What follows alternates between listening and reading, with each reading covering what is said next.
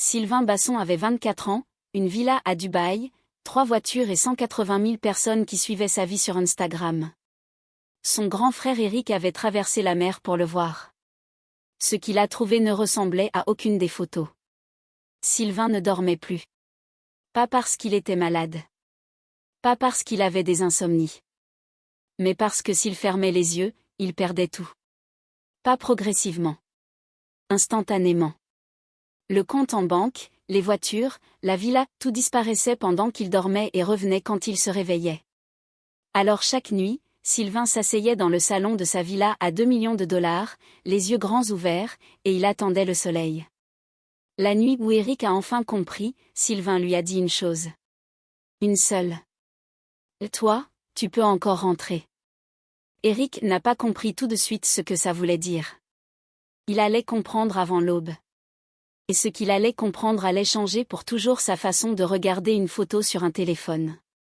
Il faut vous parler d'un enterrement. Pas celui de quelqu'un qu'Eric aimait.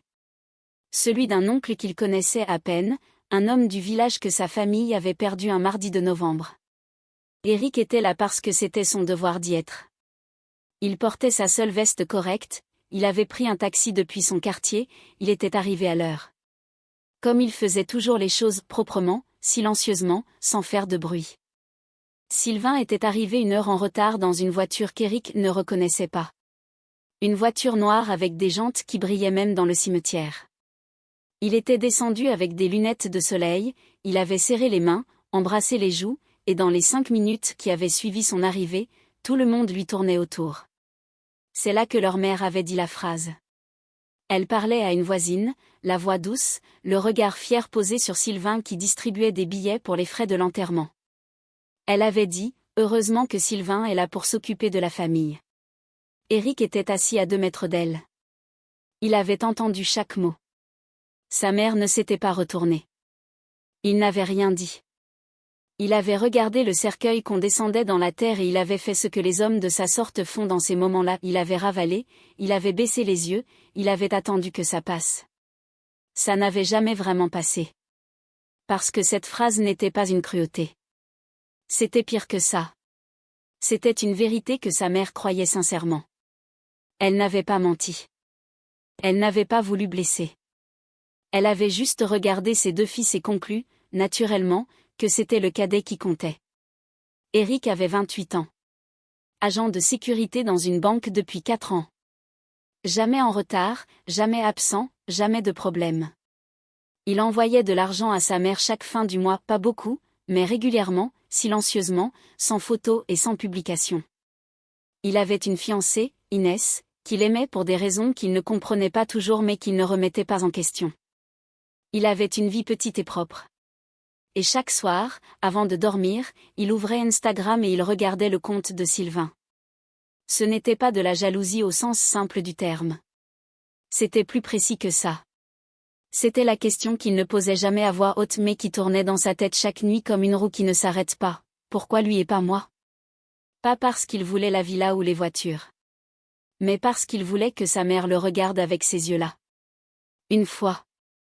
Juste une fois. C'est Inès qui l'a vu en premier. Un soir il était allongé sur le lit, téléphone en main, pouce arrêté sur une photo de Sylvain sur une terrasse à Dubaï. Coucher de soleil, verre à la main, sourire parfait. Inès s'était penchée, elle avait regardé la photo, puis elle avait regardé le visage d'Eric. Elle avait dit, tu regardes la vie de ton frère comme si c'était la tienne qu'on t'avait volée. Eric avait posé le téléphone. Il avait fixé le plafond un long moment. Puis il avait dit, je vais aller le voir à Dubaï. Inès n'avait pas répondu tout de suite. Et quand elle avait parlé, sa voix était calme, sans reproche, si tu pars, c'est pas pour voir ton frère. C'est pour voir si tu aurais pu être lui. Eric s'était levé. Il avait commencé à chercher les prix des billets sur son téléphone. C'est exactement pour ça que je pars. Avant de prendre le taxi pour l'aéroport, son père l'avait appelé. Gabriel Basson, 58 ans, pêcheur retraité, homme de peu de mots. Il avait dit, tu vas voir Sylvain? Eric avait dit oui. Son père avait été silencieux un moment. Puis il avait dit, ne pose pas de questions. Eric avait pensé que son père voulait dire de ne pas chercher les problèmes, de ne pas créer de tension entre frères. Il avait mal compris. Il allait comprendre ce que son père voulait vraiment dire seulement 2 nuits plus tard, dans un salon qui coûtait plus cher que son appartement entier. Ce soir-là à l'aéroport, Eric a regardé son téléphone une dernière fois avant d'embarquer. La dernière photo de Sylvain, une piscine, des palmiers, le soleil. Il avait regardé les yeux de son frère sur cette photo. Pour la première fois, il avait remarqué quelque chose. Sylvain souriait avec la bouche. Mais ses yeux, eux, regardaient quelque chose hors cadre. Quelque chose que le photographe ne pouvait pas voir. Quelque chose qui lui faisait peur. Eric avait refermé l'application. Il était monté dans l'avion. Sylvain était à l'aéroport. Eric l'avait reconnu de loin, plus grand que dans ses souvenirs, plus large d'épaules, habillé d'une façon qu'on ne voyait pas à Douala. Mais c'étaient les détails qui l'avaient frappé en premier.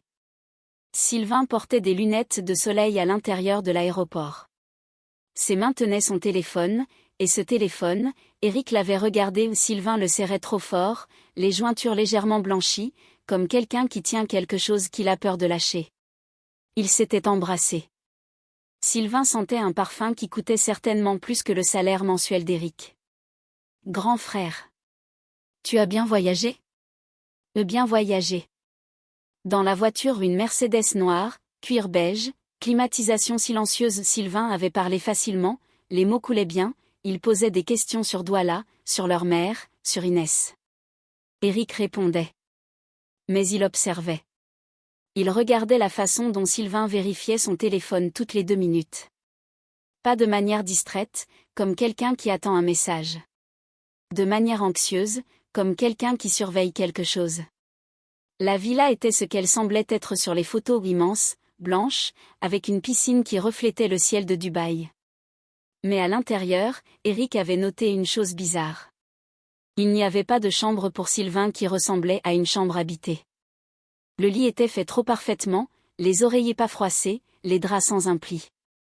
Pas les draps d'un homme qui dormait là chaque nuit.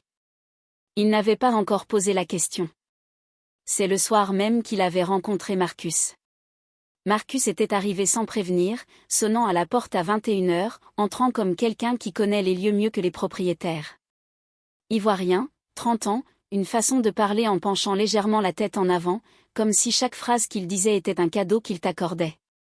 C'est le grand frère? On m'a parlé de toi. Eric lui avait serré la main. Sylvain t'a parlé de moi? Marcus avait souri. Sylvain et d'autres. Ils avaient mangé tous les 3. Marcus avait commandé, sans regarder les prix, sans hésiter.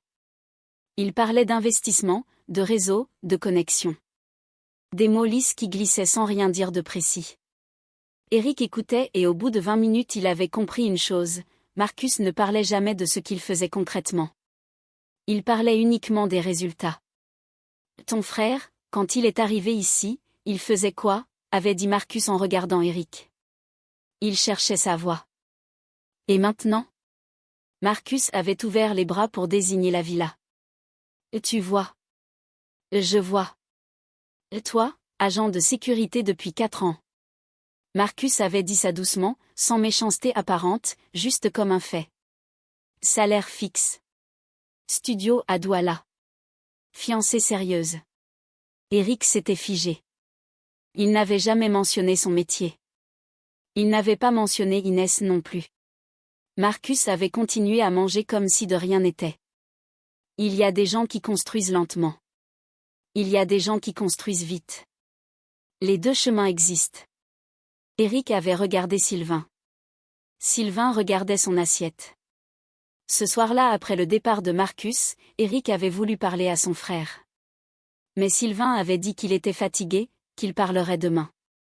Il l'avait conduit à sa chambre d'invité et avait fermé la porte doucement. À 2h du matin, Eric s'était réveillé. Il avait besoin d'eau. En sortant de sa chambre, il avait vu la lumière du salon allumée. Sylvain était assis sur le canapé. Dos droit, les 2 pieds à plat sur le sol, les mains posées sur les genoux. Les yeux grands ouverts. Il fixait un mur blanc en face de lui. Il ne regardait pas son téléphone. Il ne lisait pas. Il ne faisait rien. Il était juste assis là, dans le silence de cette villa à 2 millions de dollars, les yeux ouverts dans la nuit. Eric s'était arrêté dans l'encadrement de la porte. Sylvain l'avait regardé sans sursauter, comme s'il avait entendu ses pas depuis longtemps. « Va dormir, toi. »« Qu'est-ce que tu fais ?»« Je veille. »« Tu veilles quoi ?» Sylvain n'avait pas répondu. Il avait juste reporté son regard vers le mur blanc. Et Eric, debout dans le couloir de cette maison de rêve, avait senti quelque chose se retourner dans son ventre. Quelque chose qu'il n'arrivait pas encore à nommer. Il était retourné dans sa chambre. Il n'avait plus dormi jusqu'au matin.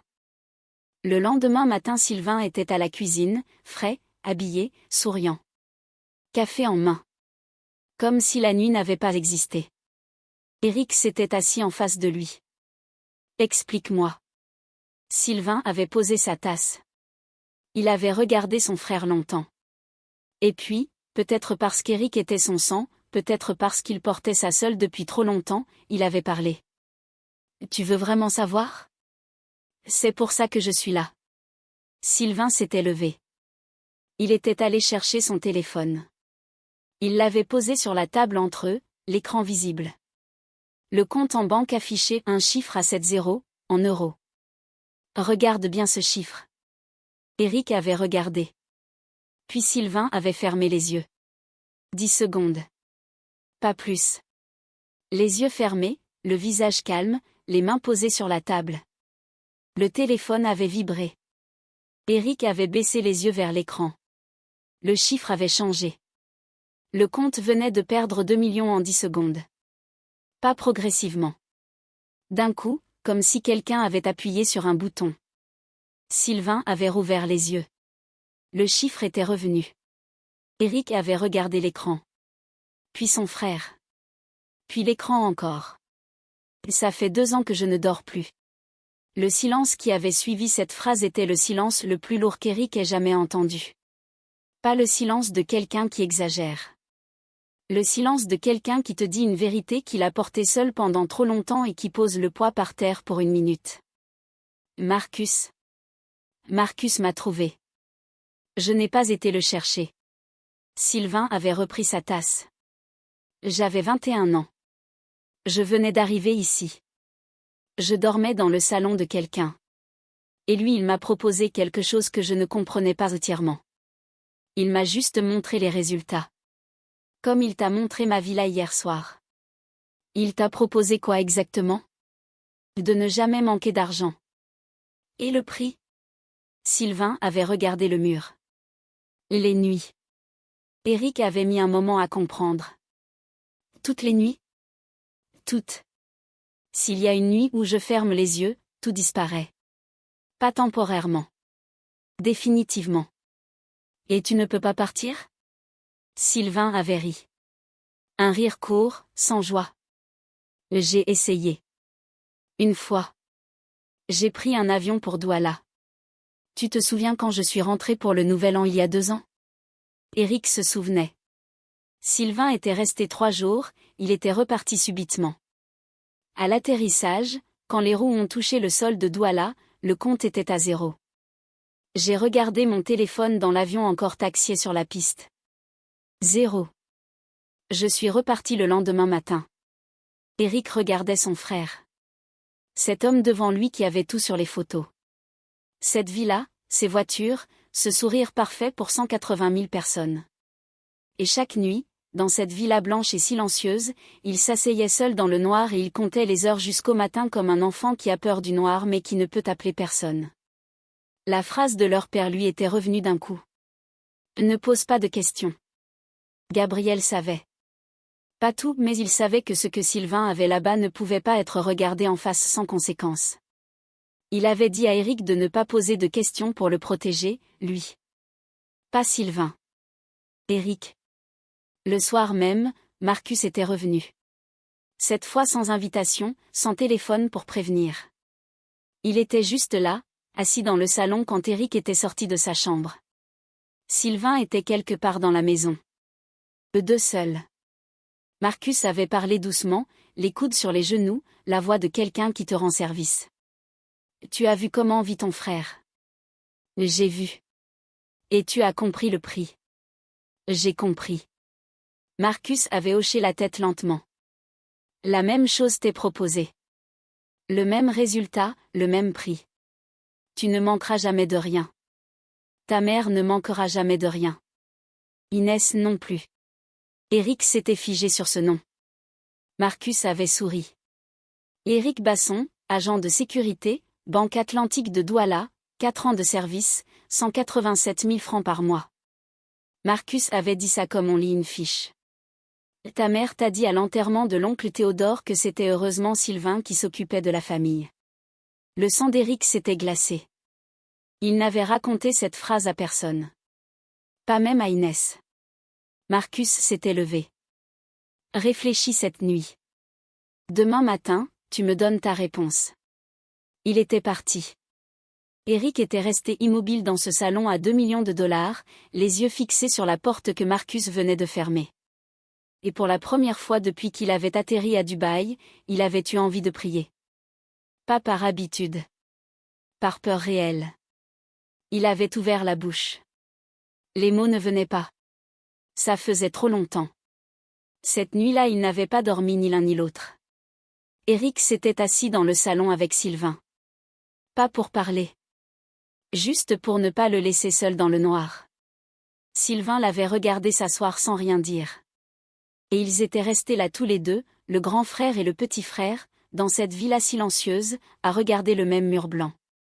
Vers 3 heures du matin, Sylvain avait parlé sans tourner la tête. Tu te souviens de notre chambre à Douala? Éric avait dit oui. Le matelas qu'on partageait. Toi du côté de la fenêtre parce que tu disais que tu avais chaud. Et moi contre le mur parce que j'avais peur du noir. Éric se souvenait. Sylvain avait 8 ans à l'époque. Il criait la nuit parfois et c'était Éric qui lui tapotait l'épaule pour le calmer. C'est la dernière chose à laquelle je pense chaque nuit. Ce matelas. La fenêtre. Toi qui dormais. Éric n'avait rien dit. Parce qu'il n'y avait rien à dire. Ne prends pas ce que Marcus t'a proposé. Je sais. Tu sais pas encore vraiment. Tu crois que tu sais. Sylvain avait finalement tourné la tête vers lui. Ses yeux dans la pénombre avaient quelque chose qu'Éric ne lui avait jamais vu, pas de la tristesse, pas de la peur, quelque chose de plus épuisé que les deux. Quand j'ai accepté, j'avais ton même âge. J'avais la même colère que toi. La même question dans la tête. Pourquoi eux et pas moi? Et Marcus est arrivé avec la réponse. Il t'a parlé de la phrase de maman? Sylvain avait secoué la tête lentement. Non. Il m'a parlé d'une autre phrase. Une phrase que papa m'avait dite à moi. Une phrase que j'avais jamais racontée à personne. Éric avait compris. Marcus savait toujours exactement quelle blessure toucher. C'était son travail. Le matin était arrivé. La lumière de Dubaï entrait par les baies vitrées, blanche et propre, indifférente à ce qui s'était passé dans cette pièce pendant la nuit. Sylvain s'était levé, il était allé se préparer, et quand il était revenu il ressemblait de nouveau à l'homme des photos. Costume soigné. Parfum cher. Sourire en place. Éric le regardait faire et maintenant il voyait le mécanisme derrière le sourire. Pas de la fausseté, de la survie. Le sourire était le costume que Sylvain portait pour continuer à exister dans la vie qu'il avait choisie. Marcus était arrivé à 9 heures précises. Il avait regardé Éric. Un seul regard, interrogateur. Éric avait dit « non ». Marcus n'avait pas réagi. Il avait hoché la tête une fois, légèrement, comme si la réponse ne l'étonnait pas et ne le dérangeait pas non plus. Il avait salué Sylvain et il était reparti. Aucune insistance. Aucune menace. Juste ce départ silencieux qui était presque plus inquiétant que s'il avait crié. Sylvain avait attendu que la porte se ferme. Puis il avait regardé son frère. « Tu pars quand ?» Sylvain l'avait accompagné jusqu'à l'entrée de l'aéroport. Pas plus loin. Éric avait remarqué qu'il ne proposait pas d'entrer, ne proposait pas d'attendre avec lui, ne proposait pas grand-chose au-delà de cette limite invisible à l'entrée des portes automatiques. Sylvain ne pouvait pas s'éloigner trop longtemps de la zone. Eric ne lui avait pas posé la question mais il le savait maintenant. Il s'était fait face sur le trottoir, le soleil de Dubaï déjà dur à 7 heures du matin. Dis rien à maman, avait dit Sylvain. Je dirai rien. À papa non plus. Il sait déjà ce qu'il a besoin de savoir. Eric avait regardé son frère. Cet homme de 24 ans qui ne dormait plus, qui vivait dans une cage dorée que 180 000 personnes appelaient une vie de rêve. Il avait voulu dire quelque chose d'important. Une de ces phrases qu'on dit dans les films, quelque chose qui répare ou qui console. Rien n'était venu. Il avait juste posé sa main sur l'épaule de Sylvain. Sylvain avait fermé les yeux une seconde, une vraie seconde, pas la seconde de test qu'il faisait avec le téléphone, une vraie seconde humaine où il avait juste laissé la main de son frère peser sur son épaule. Puis il avait rouvert les yeux. Le sourire était revenu. Vis bien, grand frère. Eric était entré dans l'aéroport. Il ne s'était pas retourné. Parce qu'il savait que s'il se retournait, il verrait Sylvain debout sur le trottoir, les yeux posés sur lui, avec ce regard-là. Et il n'était pas sûr de pouvoir monter dans cet avion avec ce regard dans la tête. Le vol du retour durait 6 heures.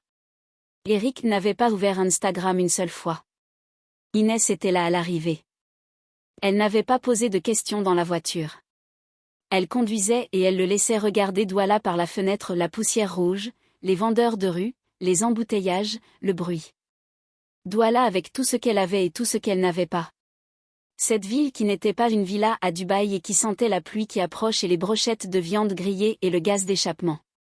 Eric avait mis du temps à réaliser que ça lui avait manqué.